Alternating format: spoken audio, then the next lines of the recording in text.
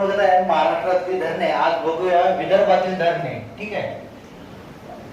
इसापूर धरण हे यवतमाळ जिल्ह्यातील पैनगंगा या नदीवर आहे. बघा आता पैनगंगा आणि वैनगंगा अशा दोन नद्या विदर्भामध्ये आहेत. पैनगंगा, वैनगंगा, नळगंगा. ठीक आहे.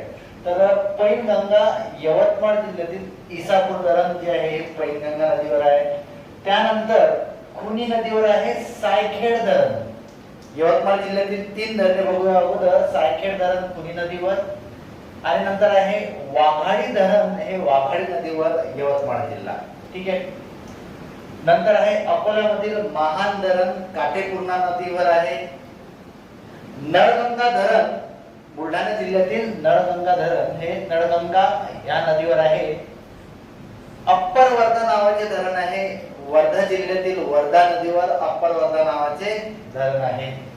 नंतर नागपूर जिल्ह्यातील पेंच नदीवर तोतला डोह. ठीक आहे. तोतला डोह या नावाचं धरण आहे एक डॅम तोतला डोह. नंतर आहे इटिया डोह गाढवी नदीवर गोंदिया जिल्ह्यात. इटिया डोह हे गोंदिया जिल्ह्यातील गाढवी नदीवर आहे. तर तोतला डोह हे पेंच नदीवर नागपूर जिल्ह्यात आहे.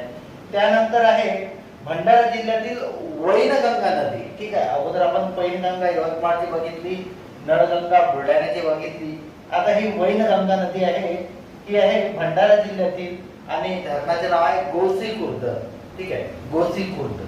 नंतर आहे इरई धरण इरई नदीवर चंद्रपूर जिल्ह्यात. ठीक आहे. अशा प्रकारे आपण विदर्भाची सर्व धरणे कव्हर केलेली आहेत.